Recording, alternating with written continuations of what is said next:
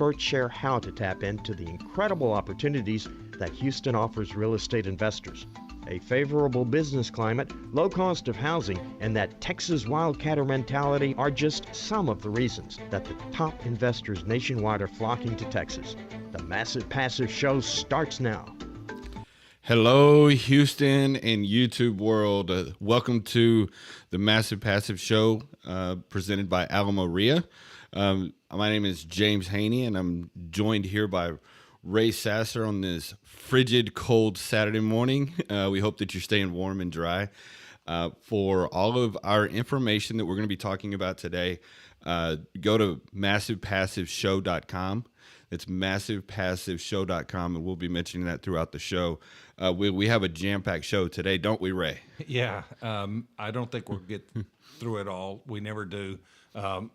Why don't you tell them what we're going to talk about first, and then we'll just kind of jump into it. Yeah, so there's a couple of people that we're going to mention as far as, elected officials that, are important to get reelected. And then we're going to talk a little bit about inflation and how that's affecting the real estate market. We might talk a little bit about a rehab that we walked through yesterday.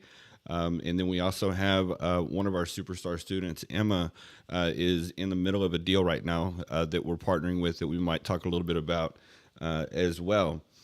So there's lots of things to cover in this short 1 hour show. Yes.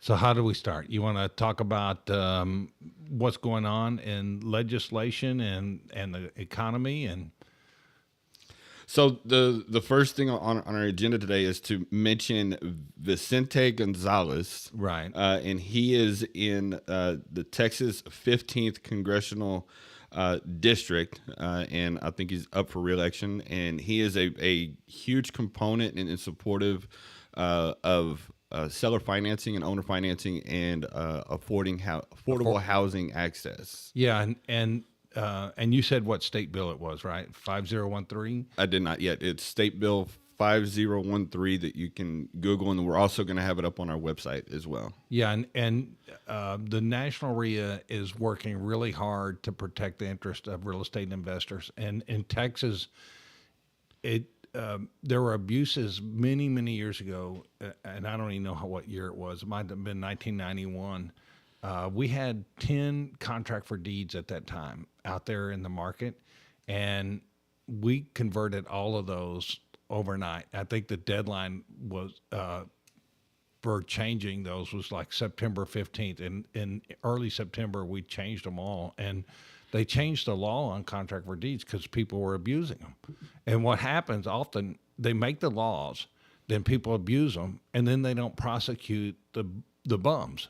And so the bums ruin it for investors. And contract for deeds were very, very important because it allowed somebody to come into a house and have ownership in the house, or at least have an ownership interest in the house, and then they would take care of it, and you could let them in the house a lot cheaper because it's also easier to get them out. So if I have to pay $10,000 or $15,000 to get somebody out of a house, well, then it's very difficult to let them in a house for $2,000 or $3,000. So they don't ever get the home ownership. And so when they put the contract for deed laws in place, then then investors started using lease options. Now, there's a lot of people that never abused the contract for deeds, and there were a lot of holes in the theory of how contract for deeds needed to be done to protect buyers because there were so many abuses. Well, they filled up a lot of those holes, but as a consequence, everybody stopped doing contract for deeds. You just don't do them anymore. It went away. And then lease options went through the same thing. And in Texas, when I was on the board of directors for the Ridge Club, we were fighting that. And there was nobody else in Texas fighting it. Nobody. No RIA, none of these little RIAs that you hang out with your buddies and drink free beer and all that stuff. None of those guys were organized or working together, and nobody fought it. And we fought it, but we were a small voice in the crowd. And as a result, lease options basically went away. Now, you can still do lease options. And what I'm seeing, because we, in our RIA, our Real Estate Investor Association, what we're seeing is investors come in and they talk all the time about doing contract for deeds. And they're not, lease options, and they're not doing them right. They're creating a lot of liability because they're not doing the lease options. And they say a lot of times you'll hear like a person might say, well, lease options are illegal in Texas. They're not. Contract for deeds are not illegal. But if you break the rules, you're going to be punished. And if you're letting somebody in a house and they don't take care of that house, and you need to get that house back from them to protect that asset, because hey, as an owner, you're on the hook for the taxes and the insurance and the mortgage. So we have a right and a duty to protect our interests. And if they change the laws where we can't protect ourselves, or if you don't do that lease option right, you'll have a very difficult time to get that person out of the house so you can get somebody in there that will make their payments. And so it's not just about protecting the person in the house. It's also protecting the person responsible for paying the taxes and insurance.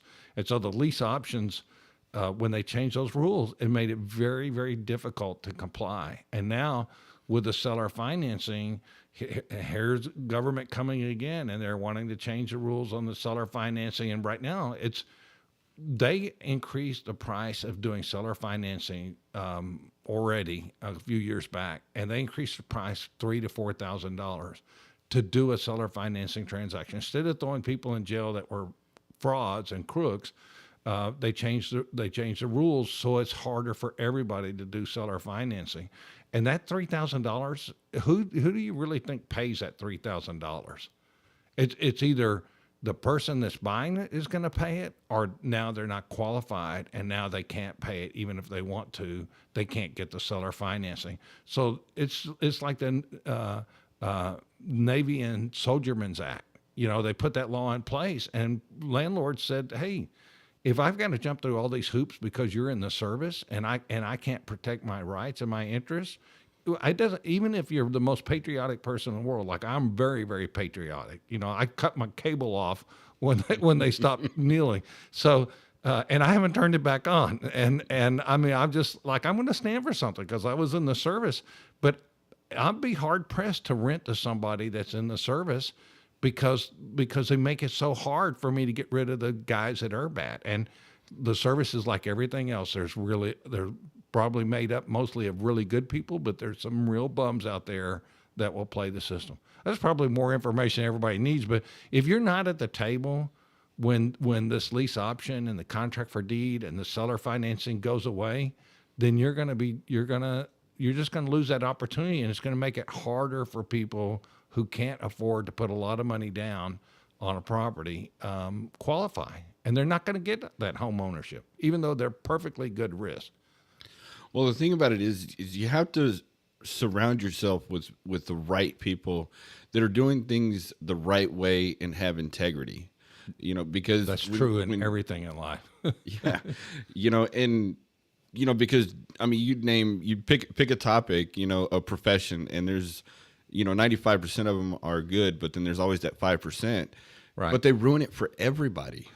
Well, I agree with that, James. But also, if you make rules, and then you let people violate those rules, like if you're a policeman and you let you don't enforce the DWI rules, and then the person gets the DWIs, and then the court system lets them out, or especially on second or third or fourth DWI, and then that person goes and kills somebody. Well, in a way, the system is like they're helping that outcome, and it's like, no, we've got to follow rules. If we make rules, let's follow the rules. It's just that simple. They're there for a reason. So again, just to recap, that's Vicente Gonzalez. Just Google him and he'll come up. And then you can also look for State Bill 5013. And we'll also have that up on the website, on our website, massivepassiveshow.com. I want to put a real quick plug on our RIA because it relates directly to this topic. We're the only chapter charter for National RIA in Houston. They've got about 45,000 members. We also have the RIA in San Antonio that's the only charter member of National RIA. They only allow one per area. We have to have, as a RIA, we have to have director's insurance. We have to have community outreach. We have to have legislative outreach. We have to have a code of ethics. and I'm happy to be in the role and be a part of this operation in San Antonio and Houston, because the real estate investors that operate like it's the Wild Wild West, or these wholesalers that operate like it's the Wild Wild West, they're hurting everybody. And we have to have a higher standard. And with our RIA, we not only want the higher standard, we're required to have the higher standard. So and it's all about the community. And anything that's not sustainable is not in the best interest of the membership. So some of these practices that are going on with wholesaling, I think you wanted to talk about that for a minute, but some of these practices that are going on with wholesaling, it's not sustainable. There's guys out there committing all kinds of fraud. And if you're a wholesaler, if you decide to operate ethically and you decide to follow the rules, you're going to survive. If we have a big downturn, all the wholesalers are flushed out of the market. When it starts becoming the buyer's market, the wholesalers go away. And when the money disappears, the wholesalers tend to go away, the marginal ones. So, I mean, that's what we preach, like at our RIA meetings. We talk about sustainable things. In fact, we're going to have the TREC commissioner, which the date hasn't been picked yet, but we've got our legislative person talking to the TREC commissioner. And we've been told that there's a good chance that they'll be coming and talking to our group. And most RIA groups, they don't want that Texas commissioner because they think they're skirting the laws, and they think this is the Wild West, and it's not the Wild West, and it's not sustainable. And so, play by the rules, follow the rules, and make strategies that really work.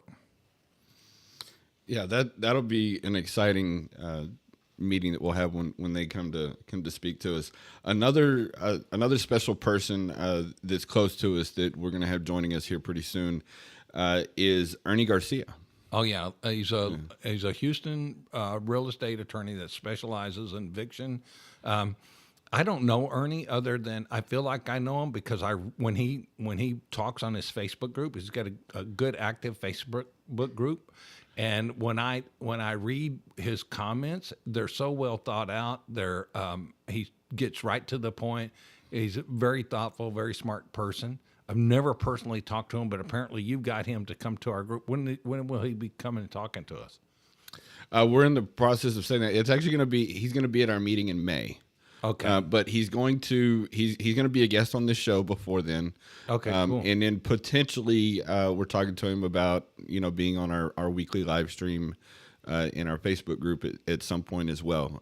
So we're definitely going to, have him available for that. A lot of people, I've bought houses from people who paid an eviction attorney $5,000 to do an eviction. And that's just way out of line. And people that specialize in things, that know their rules, they are very capable of getting things done inexpensively. In fact, we just hired an attorney, gave him a $5,000, what do they call it, retaining fee, and he gave us money back because he knew how to do things, and he didn't have to learn on the job. And people like Ernie, they know what they can do. They know the rules. They know where the landmines are. And oftentimes in our groups, we're asked, like, I need a real estate attorney. And when somebody says, I need a real estate attorney, who do you advise? Well, what's the first question we always ask? It's like, for what?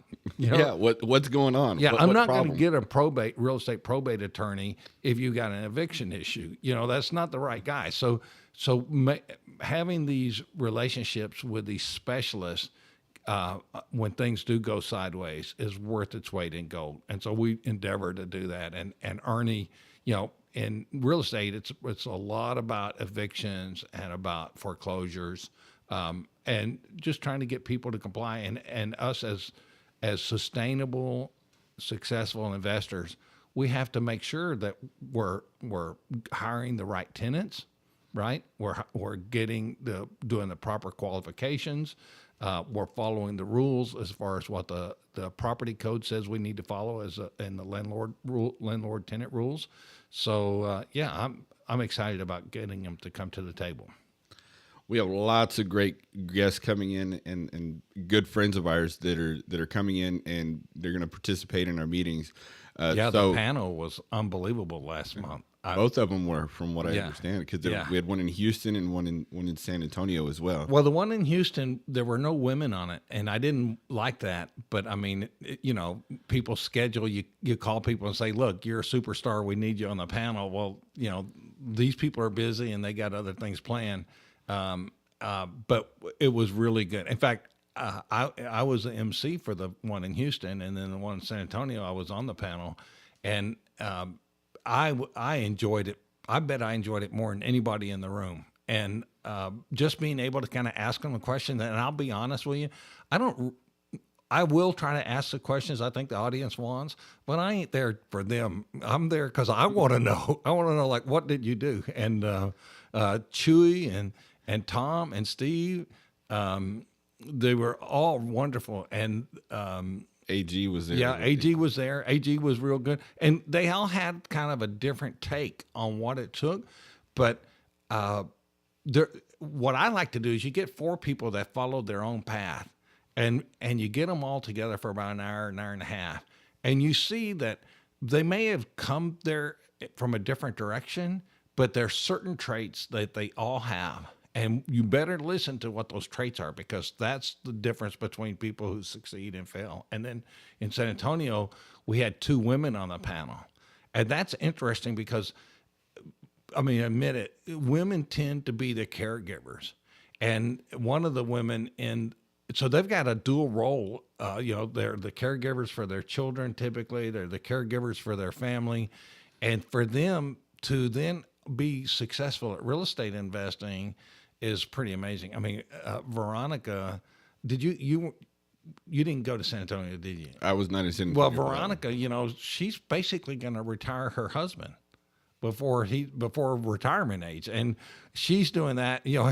He's being sucked into their operation because she's knocking it out of the park, and and it was interesting. She said she's been doing this 6 years, but it took her 3 or 4 years just to figure out like what was going on, what were the rules. So it's not an easy path, but it's worth it, because in the last 2 years, she figured out what will work for her, how to make it work. And she built a lot of systems and processes.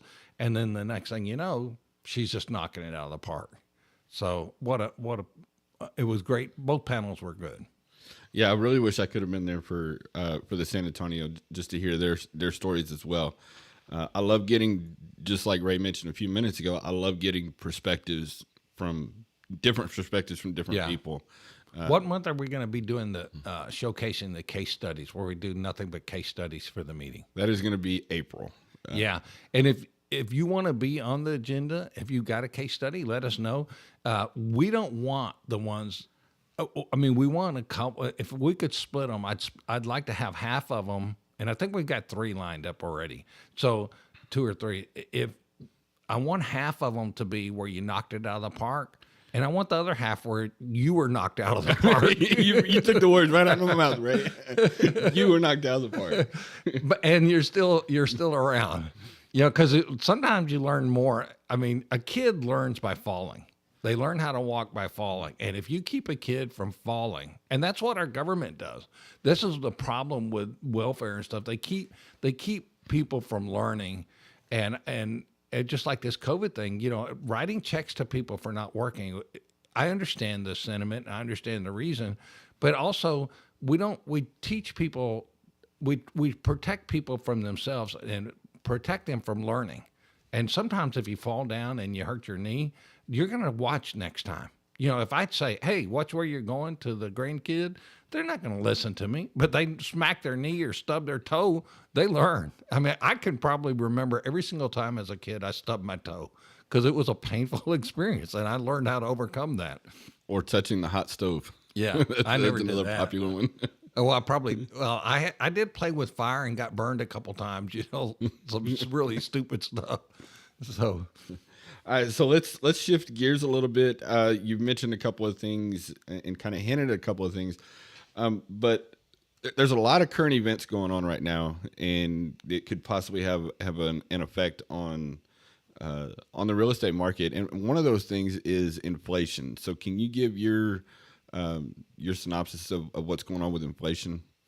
Well, so I come from being in I don't even know how many up and down markets, but there's been times where you're running along just fine for several years, and then all of a sudden the market changes, and then you kind of sit back and you think, well, how's that going to affect me? And it affects everybody differently because everybody's in a different place. You know, if you're that person on a fixed income or you're living off the interest and maybe Social Security, then inflation, you look at what inflation does. If you have a lot of rental properties or you have a lot of assets, you think about that. If you have a lot of cash in the bank, you're worried about that. I mean, this may be the worst time of all ever to have cash in the bank because your net worth is going down 5 to 7% per year. And if you've had your money and your investments in houses, a year ago the appreciation was 10%. Last year it was 20%. They're projecting appreciation of 10% this year. So it's not only just a money hedge. I mean, it's a way to make money. So inflation is really, really serious stuff. And right now, you know, if you look at what the Federal Reserves are saying, and that's what happens, the newspapers go out there and they watch these Federal Reserve people talk to groups. And then when they go out there and talk to the groups, they'll say something. They'll usually, a lot of times, make announcements. And they're very careful about what they say. But as this last week, they're talking about maybe pulling back on the interest rates that will happen, the rise in interest rates. They were really been talking about raising interest rates 0.5 point in March. Now they're kind of hedging that, especially with Ukraine, what's happening in Ukraine, which, you know, with my understanding of things, I would think it'd make interest rates go up, but now they're saying no, they want to stabilize commodity prices and stuff like that, and so they're maybe talking about raising 0.25%. So it sounds like it's a sure thing. Interest rates are going to rise in March, but now they're thinking it's not going to be as tough as it was going to be. Now we don't know what's going to happen with gas prices because things happen. Different things happen. Like COVID, there was a lot of people not showing up for work. We lost a lot of capacity to provide products and supply products. So they kind of felt like as we get ramped back up, as people start showing up for work, the cost will go down as we can catch up with demand because the supply just wasn't there. So it's kind of a trailing number. Well, that hopefully will stabilize the cost, the consumer price index for goods and services. So if that stabilizes and we start reaching our demand, then we're in good shape. I mean, that's what happened with oil. Imagine, I remember getting in my car during rush hour and driving in places where you're normally sitting in traffic and going 70 miles an hour and thinking, what the hell? The whole world's coming in. Well, guess what happened to oil? I mean, all these tankers are sitting out there in the Gulf and different places filled with oil, no place to get it, and they're trying to slow that down. And then all of a sudden the economy comes back to life. Well, the supply isn't there to match the demand.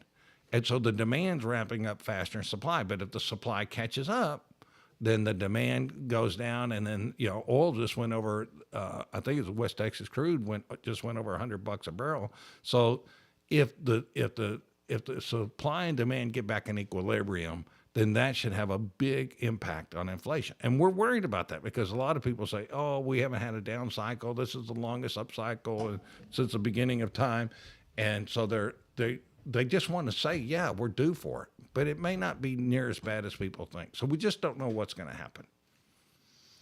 So it's very important to stay. I don't know if that answered your question.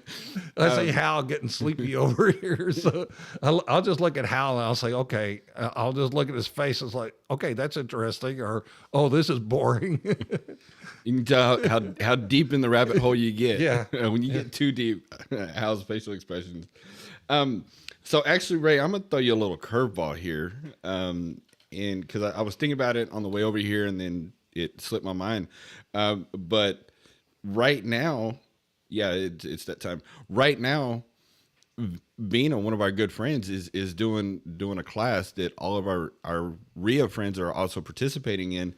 Everybody but me. I wanted to be on that. I learn every time I'm around Bina. Well, you're actually going to be on there in a few weeks. You're gonna have March 26th. Thank you. You're going to be you're going to be talking about negotiations. Yeah, we're going to do like 4 to 6 hours on negotiation. So I can only bluff for about 30 minutes. So I've got about 30 minutes of bluff and about 3.5 hours of hardcore stuff. So, but the topic today is how and why and when to get 0% seller carryback financing when you buy. Yeah. So, and she could probably relabel that class, knowing Vina. It probably is like how to be a creative real estate buyer. And you're not always going to get extraordinary terms when you're buying, but when you deal with motivated sellers, things happen. And she's going to talk about different ways you can buy properties other than just going to the bank and borrowing the money. And she makes regular posts, and I comment on her posts regularly too. I don't know if she wants my 2 cents worth. She doesn't need it. But she started out, from what I can tell, she started out as a wholesaler. And now she's really coming into doing a lot with creative real estate investing. And so she's teaching that class today. But it's already started, right? Yeah, it's from 8 to 2, I believe. 8 to 2? Yeah, so it's going on right now. Even if you caught 30 minutes of it, it'd be worth it. Oh, the other thing is they sign up for it, they get a recorded copy of it, right? Yes. Okay, so I would sign up for it. There's when I started, there was guys named Jack Miller, Peter Fortunato, Jimmy Napier, John Schaub. Those guys were the creative real estate investors. And of those 4, only Peter Fortunato and John Schaub are left. And Vina's dad was kind of part of that group. And so that's what she grew up being surrounded with, and now she's very mature, very experienced real estate investor. So she's been exposed to that her whole life. And just knowing how to put deals together, knowing how to negotiate, gives you the ability to make deals. In fact, you were going to talk about Emma, right? And Emma tried like 20 times to look at this house. And she told me, Ray, I can't figure out what to buy this house for because the lady won't let me inside. Did she tell you that story? Yeah. And I said, well, let's just talk to her. And Emma's trying to tell me all this stuff, and it's like, and I love Emma, and she's a super volunteer at the She's listening, by the way. Oh, she is? But she said she asked like 15 or 20 times. And then I got on the phone, and I had, in 5 minutes, we had an appointment set up, and then we went over there and look at the house, and we're in. And it's just, you got to learn how to talk to people and not threaten people and make it okay. And maybe I was lucky, I don't know, but I mean, we went from an impossible situation to something where we could get in the house, look at what it's going to cost to fix it up. And you can go in a house, you might not need to do $500 worth of work. And you go in the next house and you might have to do $50,000 worth of work. And you got to know, the math is pretty much, you got an ARV, you got to subtract your repairs, and you got to subtract your profit, and that's what you can pay for the house. And once you get that math, then you know what to offer on the house. And so she could never get to the point to know what to offer on the house. Nobody can if you can't evaluate the repairs. Yeah, and another thing about that deal, I want to go back to what I brought up a few minutes ago, but another thing about that deal is you've heard that saying, and it's always said, it's in the follow-up. Yeah. She has consistently been following up with this seller. She did things she thought outside of the box. She got creative, and she just stayed with it. And then she came across as she was there to genuinely solve a problem, not to just take advantage of the situation. No, she really wanted the best outcome for the seller, and the seller needs help. The seller is overwhelmed. She can't take care of that big house. She needs help, and she can't sell it on the open market because it's really, really bad inside. But I think now that I know the situation, I went inside the house, and Em and I went in and talked to the seller. The one thing I want to say about Emma, though, is when I emceed that panel and I was on that other panel and I talked about common traits that winners have, Emma's got those in spades. I mean, she's persistent. She thinks outside the box. If she can't solve the problem, she escalates to somebody else with more experience, whether it's me or somebody else. And she may not have known the magic formula to get inside that house, but she knew that she had to get in the house, and then she brought somebody else to the table, and she it's basically a maze, and she didn't stop, and as you get better and better, and she listened to me talk to the lady, so she learned as we're talking to the lady, she learned how I approached the lady. I knew right away, just from doing this so long, I knew right away it was about trust, and that seller had to trust us. And Emma hadn't been able to build that trust, but we were able to build that trust pretty quickly, and we overcame the objections. And if you think about it, anything that's stopping you from being successful, think of that as an objection. It's a mechanical problem. It's just like you run your motor without oil in it, the motor's going to go bad. So put oil in the motor. It's that simple. I'm still trying to teach my youngest daughter that, but everything that stops you from being successful, think of it as an objection. And then that objection is got mechanical qualities to it. It's like, okay, what is the rules for getting past that objection? And I'm using the word objections loosely because it's not just what that person says as an objection. It's like, how does that event that's occurring stop you from getting to where you want? And in her case, it was like, okay, the lady stopped her, but she didn't know how to overcome the objection. So she reached out to somebody else that might have more experience. So that was her way of overcoming that objection. She could have used some magic words or changed the way she was approaching it. But if she doesn't know how to do that, then she reached out. And that's the power of the RIA too. If you hang out with people that are doing what you want to do or that are successful at what they're doing, that stuff rubs off on you. And that's why we make part of the community. It's all about the community with the RIA. It's all about building the network. It's building the trust in between the people. It's not about cutting each other's throat or stealing each other's deals. It's about, and that's why we offer focus groups or workshops. It's about knowing people and learning from those people. And I'm sorry, I've been on a diatribe here, but when I first started, that's exactly what I did. I went to the RIAs, I went to the workshops, I made 8 or 9 friends. We formed a little coalition internally where we would have lunch once a month, and any one of us in that little small group, we could pick up the phone and brainstorm with each other. And I can't tell you, I don't even know how many times I overcame problems, not because of my ability, but because of the other 8 or 9 people that were in that group. So, yeah, and what's interesting with that group, all except for the people that have just died, because that was 35 years ago, all of them are still doing real estate, 100% of them. And it's like a lot of people get in real estate, they don't get the coaching, or they don't get that group surround themselves with, or that mastermind group that they can make on their own. If they don't get that, then they drop out because the first problem comes along, they fail. And it's just like Emma. If Emma wouldn't have reached out, she might have said, man, I put so much time and energy in this. I'm not getting any results. I'm out of here. 1 or 2 times of that, and then you're out of there. I think one thing that helped that is the fact that we have several mottos or little sayings that we do. One of them is MFO, Monsters for Outcome. Yeah, and that's another way of saying it. So she was going to get that outcome. Explain what the theory is. What that means. The theory is to just, when you have a roadblock, because you're going to have those, you got to get through it. You got to go over it. You got to go around it, dig a hole under it, whatever you got to do to get the outcome that you need. Right. Don't let something else, hold you back, or somebody else's incompetence or anything of that nature hold you back. If it's something that you can control and you can make sure that you're doing everything you can to get that outcome, that's what you need to do. And don't back off. It's a learning opportunity, right? It's like, okay, how are people solving this problem? Who can I ask? Who can I talk to? What else can I try?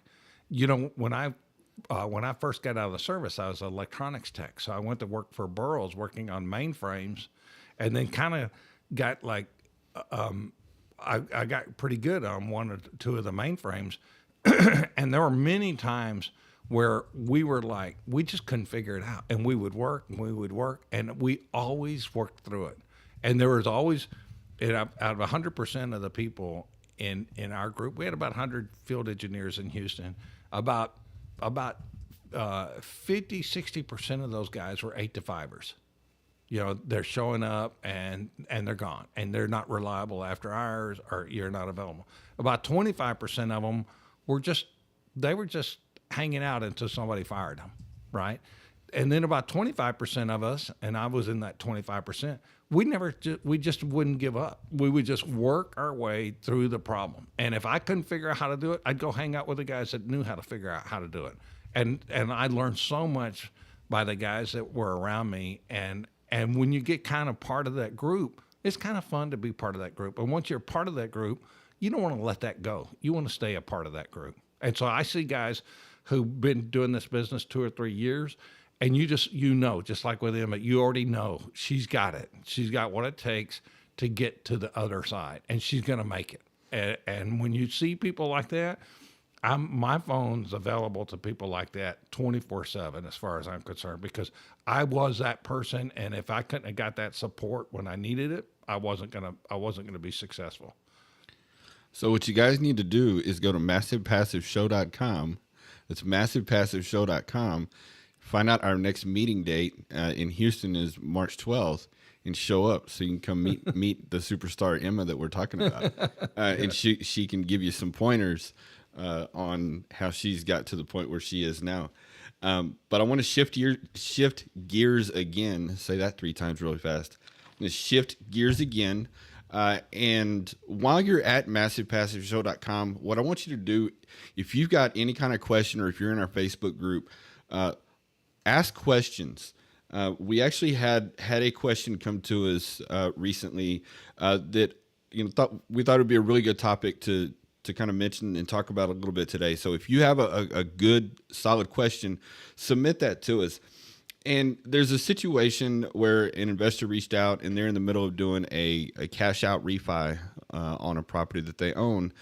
And the day before closing, the lender changed the terms, or they raised the interest rate or something like that. So have you been investing for many years, right? Have you run across that, and how did you handle that? Yeah, and you brought that up a little bit before the show, which I thought was a great question. So the people lie a lot, and on our Facebook group, the Texas Real Estate Investing Community, we delete lenders all the time because they're not vetted. We don't know anything about them.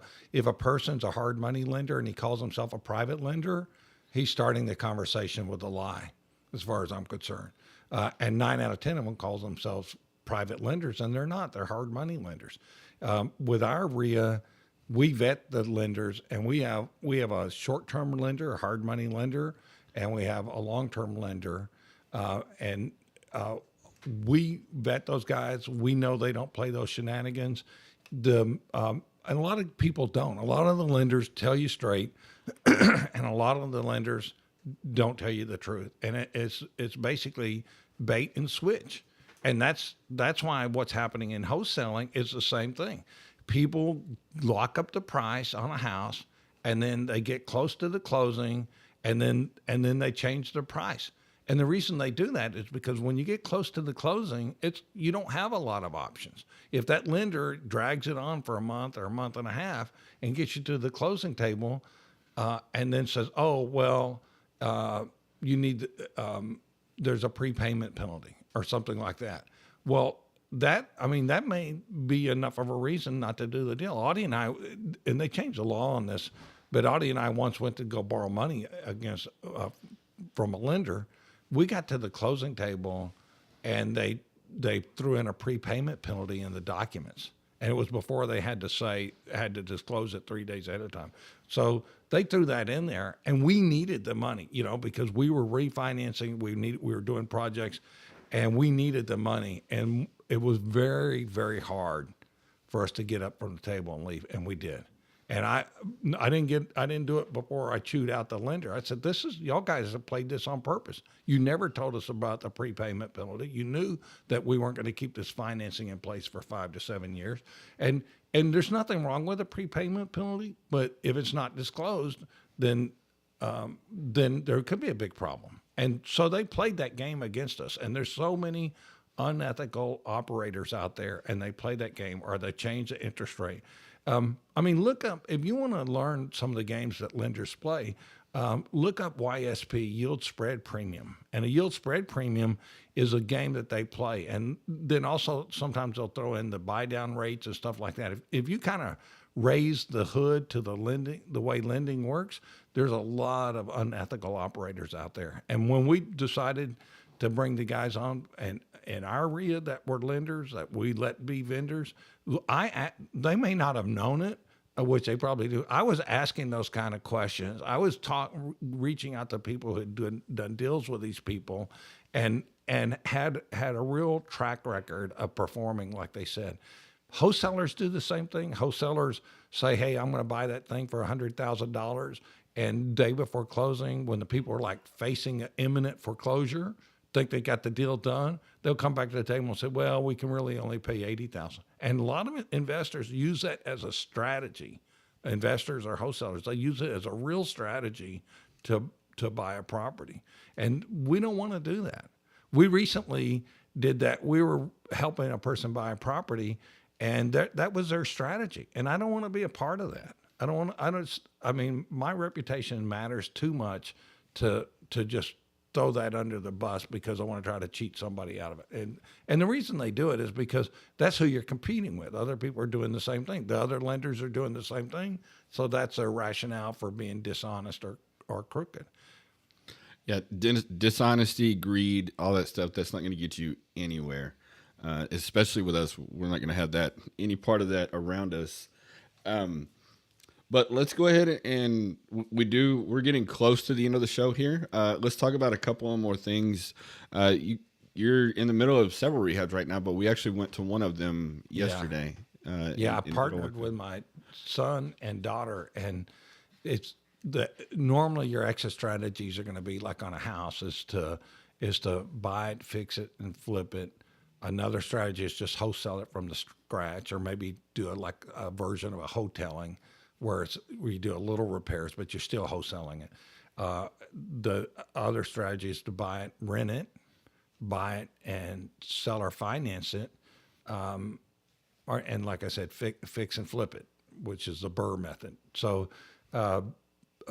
that was our problem, and we had to figure out. And different numbers create different scenarios. There's some houses that will fit all 4 categories, and then there's some houses that might only be best suited for one. So I set my son and daughter down, and we said, "Okay, what do y'all guys want to do? I'm good any way we go on this except renting it, because we can't cash flow if we rent it." And it's a shame because appreciation is changing the math. We always said, well, buy based on your rate of return, and typically don't use appreciation in your calculation, and that's been kind of my philosophy all along. And I learned that from other people, is because you can't predict appreciation. You expect some appreciation, but nothing like what we have going on now. But now, if you had been in the last 2 years, maybe 3 years, your appreciation is 4 to 5 times more than what your rental income is. That's huge. So if you're making $5,000 a month in rental, or $5,000 a year net in rental income, your appreciation might have been $20,000 to $30,000. And it's like, okay, I don't even need rental income. And that's why, and this is very, very scary to me. In fact, I haven't totally put my mind around it, but that's why the Wall Street and these iBuyers they're beating the seller. They're beating the buyer on the price of the house. In other words, we just put a property on the market. We had about 15 to 20 offers, and we ended up agreeing to sell to an iBuyer. And we're a property manager on that one. We don't do much property management for others, but this is somebody that we became friends with. So, but the iBuyer had the best offer on the table, and it's like they beat out 10 other 10 other home buyers. And it's like, okay, who's going to end up owning these houses? Is it going to be the homeowner that lives in it, or is it going to be the iBuyer? And the iBuyer is looking at it. They're doing all the math, and they're saying, we can make quite a bit of money on appreciation. When appreciation comes down, we'll sell that property. So they're doing the math on that as an investor. So I want to ask you a quick question about you said they had the best offer. Yeah. Okay. That can be interpreted in multiple ways. Were they the highest priced? No, I'll tell you, and that's a great question. So in this particular case, they offered 195. The highest offer was 200. The highest offer was going to do a 3% conventional. So that the warning sign there is that because they're putting 3% down, there's a good chance that, let's say the house appraises for 195. If they put 3% down, they're probably stretching how much they can afford, right? And that's something as a realtor or a seller you want to ask, because you really don't know. It might be, hey, the cost of money is so low, we're not going to touch our nest egg. But if they can only afford 3 to 5% down, and you got to verify that because you don't know without asking. And if they can only afford 3 to 5% down, and because a house appraises for $5,000 less, then they won't have enough money to close. And so you're going to be dancing with them for 30 to 45 days. And at the end, what you're going to find out is that because they couldn't close, you are now stuck with going with the second person and restarting the sales process. And you've lost the 30 to 45 days. And then you're stuck. And even though I'd wanted to sell to those people, I mean, we have to do what's in the best interest of the seller, whether it's me or somebody else. And so, and by the way, the way to test that is say, will they do a appraisal waiver? You just say, are you willing to sign an appraisal waiver? And what that means is that no matter what the appraisal comes back, they're willing to sacrifice their earnest money if they can't close. Do you follow that? Does that make sense? Yeah. I mean, if they're not willing to make that decision, then that tells you that very good probability when you get 45 days later, you're going to have to make a hard decision. Do I go ahead and take the price cut or sell it? And the offer we had at 195 was 195, and they pay the title fee because they've negotiated with a title company because they're iBuyers. And so they're really paying bottom dollar for their closing costs. But that cost, if we'd have went with a 200 offer, it would have cost us $2,000 to $3,000, say $3,000. Well, because of that, we had an offer of 200, probably not going to be able to close in 45 days, or 198 effectively, even though it was 195, 198 effectively, and there's a really good high probability they'll close. But we ask those questions anytime. A lot of realtors don't do this, but you've got to really know how this transaction is going to go down in 25, 35 days. And that's why you also got to know that you're working with lenders that know their stuff. If you work, a lot of these lenders just don't know their stuff. And when it gets down to the finish line, because they don't know what the criteria is for making that loan, something comes out of the woodwork. Or if you get a really experienced lenders, and plug them again because that's what we've got in our group. You get the really experienced lenders, they're vetted, they know what to look for ahead of time. And if you can't reach over and talk to your underwriter to find out if something's going to go through, I probably don't want to do business with you. Yeah, that was the reason I asked that question, is because a lot of people think, oh, it's, the highest is always the best, but it's the strength of the buyer and the ability to close. That's the main thing. So we are running a few minutes. We have a few minutes left of the show. Just wanted to mention some things that we have coming up. For one, Ray just mentioned a couple of lenders. We have other vendors that can be found at MassivePassiveShow.com. And that's MassivePassiveShow.com. You find all of our information there. Link to Ala Maria. You find our upcoming events, our YouTube channel. Everything that we do is on MassivePassiveShow.com. So I want to go ahead and talk a little bit we don't really have to get into the details, but we can talk. We had a conversation last night with a good friend of ours about doing some community outreach, and that's something that all of us are passionate about here, Right. And we have a few things coming up in that regards. But that's something that's different. Just like we mentioned at the beginning of the show, your average RIAs or your average groups that get together, they don't do this kind of stuff. And this kind of giving back to the community, to me, is just an amazing feeling. It makes a community stronger too. We pulled that off in San Antonio. We did. It's a long story, but we did a phenomenal thing. In fact, it's so amazing what we did over there. It's like, when I think about it, it just kind of chokes you up, the difference we made. And it was started out as a simple idea, and then people bought into the idea. And next thing you know, we had over 100 people participating in that outcome. And I mean, really participating. And we got Robert, and I don't have permission to use his name, but I'll use his first name.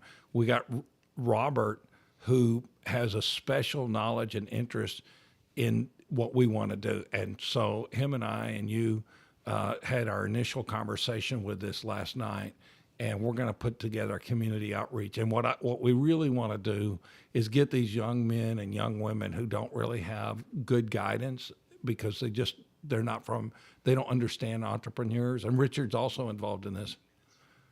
And they don't understand the power of entrepreneurs and how everybody. The thing about United States, and the reason why I respect it and I'm so patriotic, is it's one of the few places in the world where there aren't classes. It's not like in some countries where you're part of a class. It's really what's between your ears that's a limiting factor. But if you're a young man or teenager, you don't have the ability to give yourself the guidance you need. So you get stuck in with a gang or whatever. And so with Robert, we're going to really try to get to these younger people and put the seeds in their heads, just like what happened to me when I was 12 years old. A seed was planted in my head. It changed my life forever. And we're going to do that. And in July, we've already set up a teen entrepreneur class. I think it's 7 or 9 days. Richard's putting that together. That's going to be in July. It's going to be a summer class. And we're looking for ways to give scholarships. I mean, I'm going to be participating. I'm going to be offering the platform up for those people. So I'm just really excited what's going to happen. Yeah, I am too. So if this is something that you want to be a part of, definitely come to our meetings, March 12th in Houston, March 8th in San Antonio, 2 separate locations, and get connected with us, or just send us a message through MassivePassiveShow.com. And let us know that you want to be involved, because let me tell you, I've been there and I've given back, and it's just such a great feeling. And we have a lot of people that are interested in doing the same thing. Yeah. So we hope to see you. So how do they find out about us?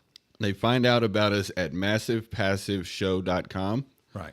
That's MassivePassiveShow.com for all our information. I like how he did that. I mean, we really got